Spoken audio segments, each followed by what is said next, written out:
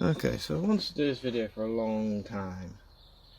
It's basically a disassembly of one of these connectors, because when most people go to service these, they'll take some WD-40 or a contact cleaner, take it off, spray inside, spray in there, give it a scrub, or just look in there, and assess it like that. It's not the way you should do it at all, because there's bits of contact inside here that you can't exactly see.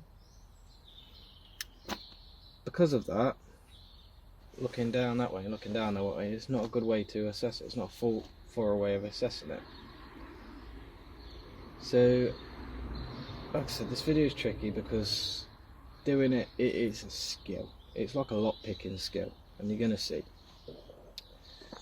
And it's not easiest to video. And I don't know how, sometimes it goes well, sometimes it doesn't. As I said, it's just down to a skill and how well these connectors are in there. So make sure you got the right tools, and I say it does also depend on how well your removable tools are. There's a special set of like removable tools you can get for this thing. For all these contacts and all these connectors, there's a way to remove each one, but the skill is in finding how to do it and just the knacking it. But these help, these little tools here. Also just depends how good or what you have at your disposal in terms of small little pokey tools, things like this. Also got a bag in there with some more of these, but things like this, the better these are, the better your chances.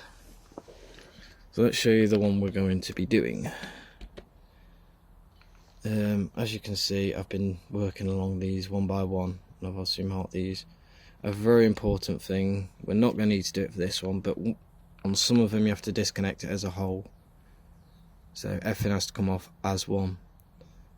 Take pictures. Take pictures of how it's positioned in there, take pictures of above. So when it comes to reassembly, you know which wire goes in which location.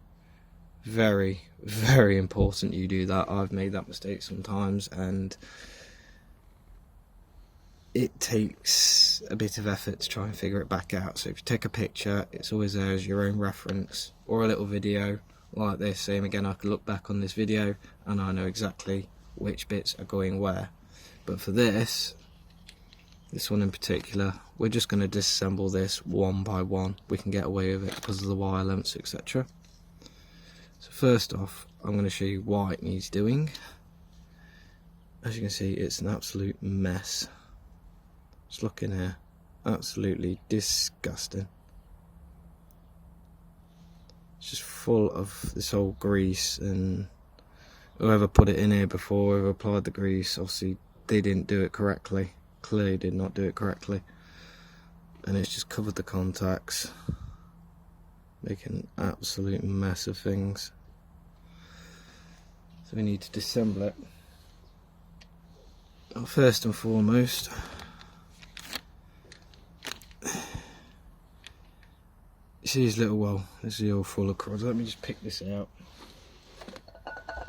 Best way first and foremost is this grease in here, we need to remove it. So I've got some contact cleaner in here. I'm just going to dip it in there, try and get this grease removed. Toothbrushes are brilliant tools. There we go, we can start seeing now. Now I don't think the camera's going to pick this one up, I really doubt it. But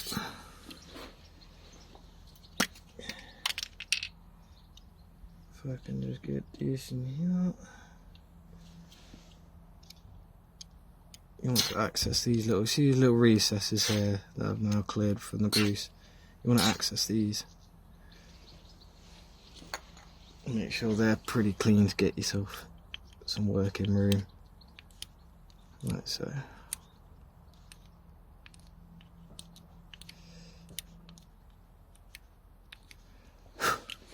Not too bad now, we can clear it up. I mean, thankfully the grease is seems like it's kept the connectors clean and free of corrosion, but they're so gummed up and they're now dirty. Now, I don't think the camera's actually going to pick this up, but down here is like a little tang actually. So I always carry spares. Before I do these disassemblies, that's what they look like.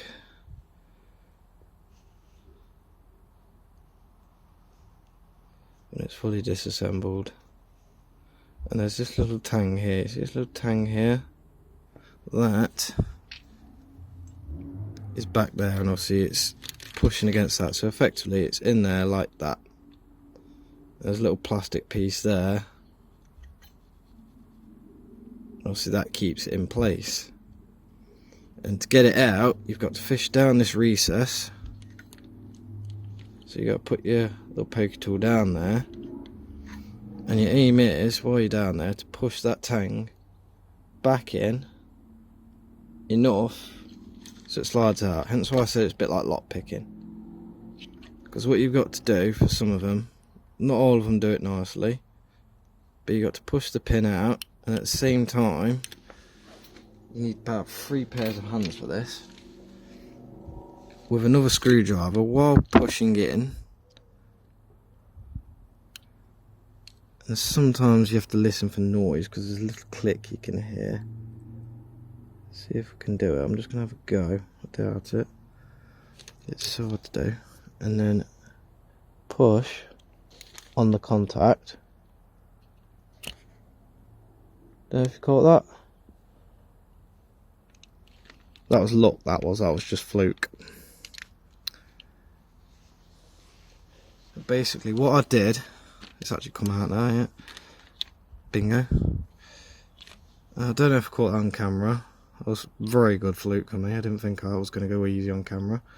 But what I did is, from in here, using the flat blade screwdriver, a little poker tool, I levered against the back end, pushed in the prong just enough so it slipped past this little plastic recess just down here. And then once it's catched, once it's just slipped off, it's catched, this is still kind of holding it in place and stopping it from going down. So basically, as it's catching, you need to apply leverage from the top, as you saw me there. That's why I say you need 3 pairs of hands, because I'm currently using my lips on the end of this flat blade screwdriver to apply pressure. And I'm reaching down, trying to find that little tang. Once I've got that little tang, I know it's clicked in place, or I feel it's clicked in place, I have to quickly remove this screwdriver here and push down. And if you've done it right,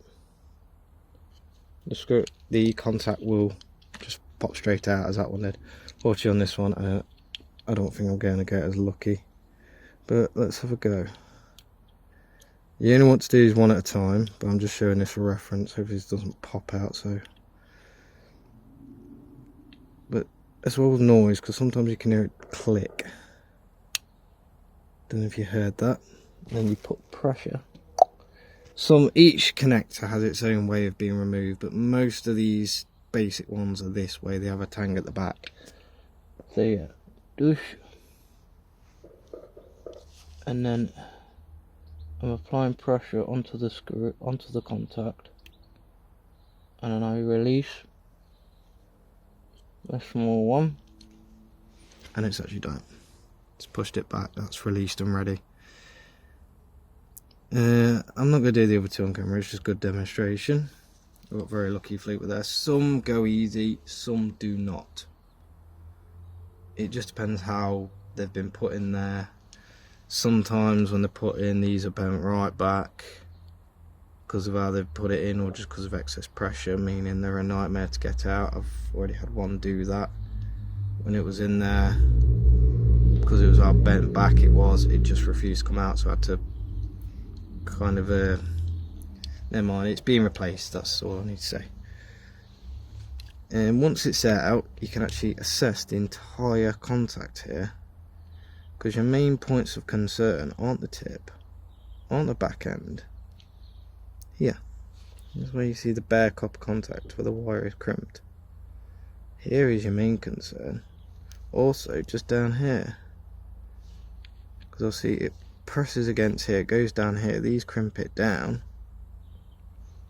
and if it's dirty in here or corroded in here, that's going to cause a problem in your contacts. You'd see on the male side, obviously it's just a flat piece of metal that goes in there, but if this isn't clean, it's not going to make good contact. The best ways to do this, the best ways to clean this up and sort this out, I mean, to be fair, the grease, as you can see, it's kept it free of corrosion. There's a couple of bits of dirt, but it's nothing bad at all. And all you need to do when you're servicing these, because sometimes you can take these out and these are a mess, absolutely disgusting. For female connectors it's tricky because you can't, it is quite tricky to get in there and get it all out sometimes, and if these ones are bad, replace the females. Males are very easy to redeem, females not so much. This one's not too bad, so we can sort this one out. Best way to do this, you can see all the grease in there, and it wasn't helping all its contacts and its connection. That couldn't have been helping it, whether it was or whether it wasn't. When you're assessing electrical problems, one of the best ways to sort ones out, especially ones that are real headaches, is just go through the entire loom, connector by connector by connector by connector, by every single one, get them clean, put it all back, and go from there. If it's still affecting, then you know that something else, or maybe actually a relay, or maybe actually an ECU problem fault might be at hand there. But doing this actually helps narrowing down electrical issues so quick. It's so much simple, because 90% of the time you do all this and the bike will actually work again without any faults. Unfortunately for this one I know it won't, because I've found some burning connectors, some burnt ones, so, and its charging system's dead, so. But for most of the time this is the reason why charging systems fry, because you get contacts like this, the stator burns out because all the excess current it's putting out, or it can't shift sometimes. If that stator can't shift the electricity it's building, then it will fry. Multiple reasons, but yeah, as you can see here, toothbrush, give it a good scrub. Focusing on this, you want this copper here, all this to be clean and free of corrosion, completely free. Down here is what you need to be aware of. Just down there as well, see if there's any corrosion down there. It's all pretty clean. There's a couple of blemishes, but it's not corrosion. If you really want to be fussy about them, a wire brush, or I have left it upstairs, a little Dremel tool I have. I'll actually show it in a minute, but a wire brush is just as good. Get a little wire brush scrubbing. Getting a bit of contact cleaner and a toothbrush. And those some blemishes are now gone. There you go.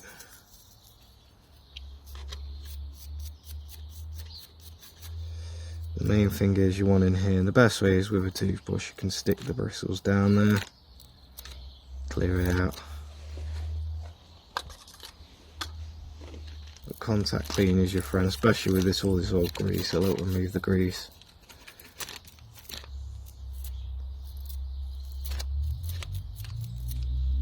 Just like that. You can give it a good examination. When you look down there, you can see a nice examination of what it's like down there. Because it can be pressing against the flat surface and these two little bits here.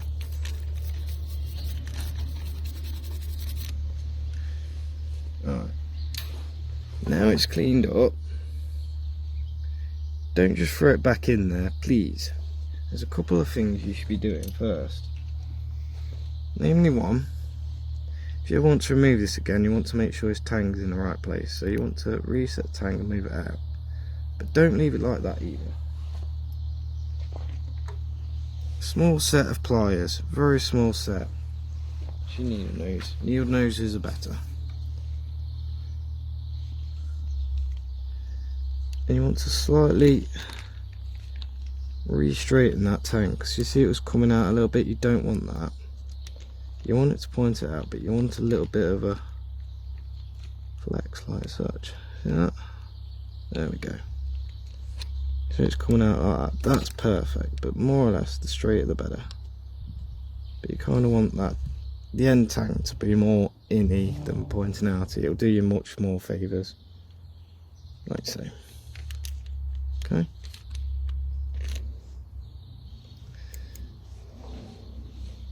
Also, we're not done yet. You see these bits here? Very gently with some pliers, and the best of nothing, get some pressure. You'll see it. See that? It's almost minuscule, but what you want to do is just kind of press it back down and reset it. So when you reinsert the connectors, this will mean it has better connection, much more tighter connection. If you put it back in as normal, you risk a loose connection.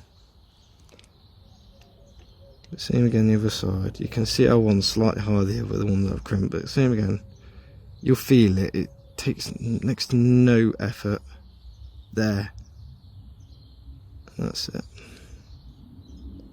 Just like that. That's all you want to do. You just want to kind of push them down a little bit, reshape them. Do not put any excess pressure here. Just tiny little bits. And there you go. That is already, well actually almost already, to be reinserted back into its connection. Okay, one last thorough check over, make sure everything's okay, everything's good.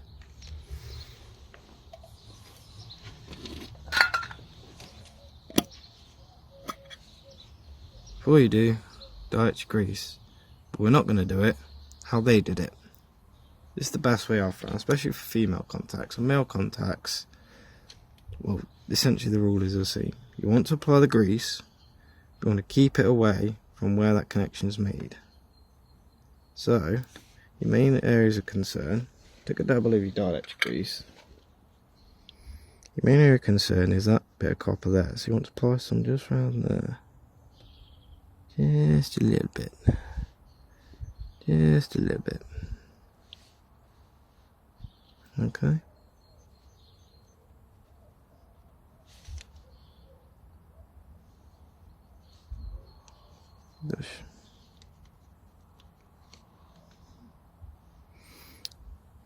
Now, after that, you can dabble the back end. Don't wallop it, just need dabs of it. Dabble the back end, what I say. That's not going to see point of contact. Same just on top. This where you got to be very, very careful with the application. You want it there, just on the outside, but you don't want any getting on the inside. This is where you want it. Okay.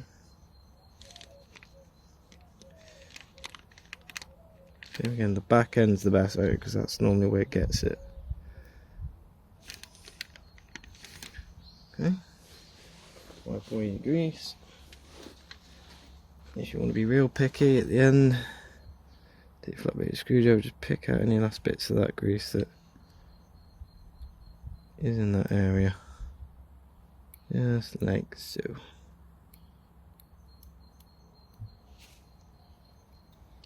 Double check how it is. Looks okay. I'm happy with that.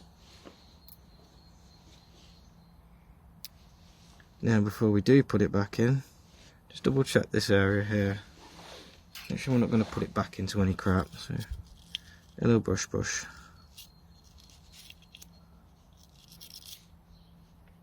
Just inspect it, have a look visually. Same at the back, have a look visually. There's a little bit of old grease down there, which I might be able to. So this is just being completely picky, but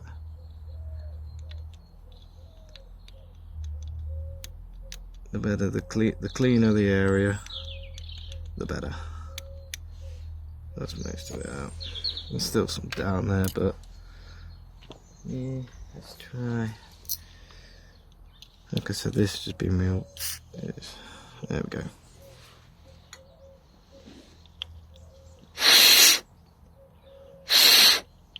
Dry the area. There you go, you can see I've blown it out now. It's come out.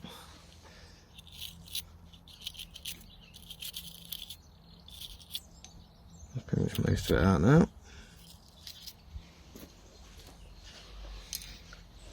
And for reinsertion, so you want to match it to there. We've only done this one at a time, so there's no way of getting this wrong. We know it's that one there. I mean, well, you could, because it might be in the middle, but I know I didn't have a middle connection before, so there we go. And all we need to do is spin it around. Be gentle here, be gentle your wires, don't try and bend them too much. Feed it in, and all you're listening for is that click. Do it. There you go. It's back in, that's ready for business. Once you are done, this is where you do need to apply the dielectric grease. Back in there, that hole there, just fill it like that. Bush. It's not going to come into a point with the contact in there, but it's going to create a block. So any rainwater, any corrosion, it's going to meet that grease before it meets that. Once this is all reassembled, so you have to do that for each and every connector. This is why, as you can imagine, for an electrical diagnosis, if you're doing it for every single connector more or less. One there, one here, step here, you got this one to do, this one's back there. You can see why it can take some time. If these come out quick and easy, as these ones did, the job doesn't take too long. But some of these don't play ball, and that's where the job can turn from minutes into hours. Once you are done, oh, and what I am saying there as well, as I add on to that, if you do it right first time, you don't really need to go back on these. So make sure you do it right first time. If you remember the actual nightmare you have to do to get it out in the first place, makes you think do it right first time. Once it is back in, try and waterproof it. I mean, I've just done this, it should sit like that, otherwise it's going to move around too much. But once this is done, instead of, I'm guessing what they did is, so I've not cleaned this up yet, instead of doing, what I assume they did is just put a load of dielectric grease here and in they went, which dug in the contacts. As you can see here, it's not making good contact at all. One is, but the rest just aren't. To try and waterproof it, why not just do as this one I did? So when it was back together, all I did, pushed it down, and I put a line, literally just a bead of dielectric grease just around the edge, around here, and then pushed it back in, fitted it in this, and I've just taped around it, right around it. So keep it in place, but also keep the water out, the moisture out, which they were trying to do. Well, that means, yeah, one last bit I'll show you as well, because there's a nice easy way to do this. I'll take this one out, the one I disconnected earlier, and there's a nice easy way to clean this. Now this one doesn't need this method, but I'll show you it anyway. Same as that one, that's kind of got a pointy out tang that needs correcting, but it's all got grease in there. It can be cleaned out with a toothbrush, but there's another way you can clean the most of it, and especially for females, it's a good way to do it. I haven't got the tool on me, let me go grab it. We're back. It is this tool.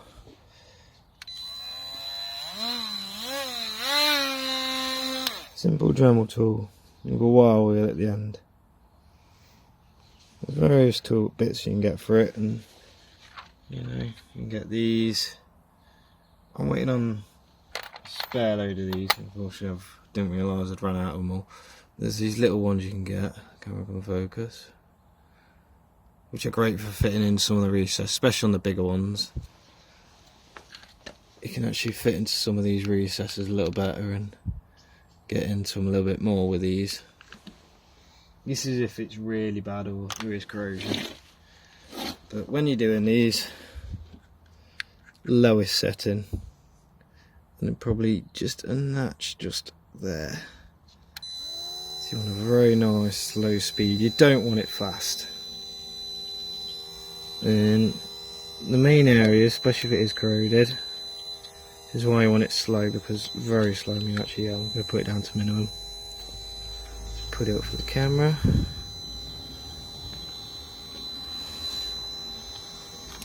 And using these, you can also give it a nice clean up, and it is quicker with a wire brush, especially if there's a lot to do. But like a little nap in there, just get the corrosion out of there. Run back here, there's that little bit there. Shines them up, cleans them up so quick. But you want to be very gentle not to remove that little coating they seem to have. Hence why I say keep it on the lowest setting. Copper down there. On the bigger connects it's easier because there's more copper on these ones. You've got to be very gentle when doing this. Just dab, dab, dab. Just to shine the contact, remove it of any corrosion. This one's free of it, I'm just showing this for example. And let's see if there's any on there, you can just gently run over it. If you want to get down there, gently, as you go. Obviously it can't get in there, so you need toothbrushes and bits like that, or a wire brush. But for corroded ones, these ones work brilliantly and get the job done faster. Right, put that one away. I'm feeling lucky. Obviously I'm just going to put that one back, not into fitment, but just there. I'll go one more, just to show you, for removal purposes. Actually, I can do another thing. The dirty relay. Dip it in the contact cleaner, so the Dremel does come in hand. And you can move it, look at that. Nice and shiny again. Roughens up the contact. You can do these with the Vert toothbrush because they're not too bad, but this is just for example if these were corroded or rusted. And then nice and clean again. My brush gets down there. The other crease. I don't keep stopping, but just keep it on the lowest setting. All you want to do is make it like that. Any corrosion, any rust, any blemishes, you can always clean them up. At the sides, and at every point of contact you can.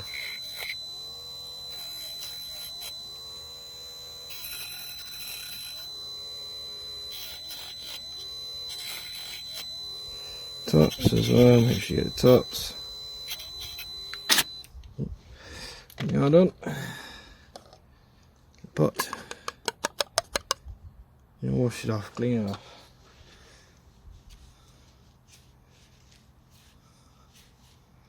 There we go. Doing that, with a nice shiny points of contact. As I said, for male connectors, to clean them up, it's so quick and easy because that's all it takes. That's all it takes. A nice back and clean. Unfortunately, females is a bit more to reach, harder to reach areas, so they're not as easy to clean. But if you look hard enough online, you know what you're looking for, you can normally get these replacement bits. I'll try and put another video up where we're replacing one of these. But you need like a special crimp tool, which I've got along with several others. I can show you how that's done. Pretty much everything I need to put up on this video. It's actually, I don't know how well it's recorded or what I've caught, but I managed to disconnect them better. I thought it was going to be 20 minutes of me trying to do one that doesn't work. I mean, let's try and have one more go at one before we do go, see how well we look out on this. I'll try and get it best on camera as I can. I've done that one, just to make sure I know that was there. That one's already done. I'm going to have a go at this one up here. Okay, this one up here. Same again. It's so like a lockpick. If you're lockpicking, you reach down there and get out metal tanks. You're pushing in that tank. Sometimes you might hear a click. You're lucky, but I think that's it. I think it's just slipped in there. Second screwdriver. Pushing down on the contact. This way I don't know if I might get it, but pushing down the contact. Use my lips. And as I let go of the bottom one, bingo. That's luck. It's released. As I said, that it takes a skill. You've got to develop that skill. Each connector has its own way of doing it. For these particular ones, that's the way. It's like a pure lockpick.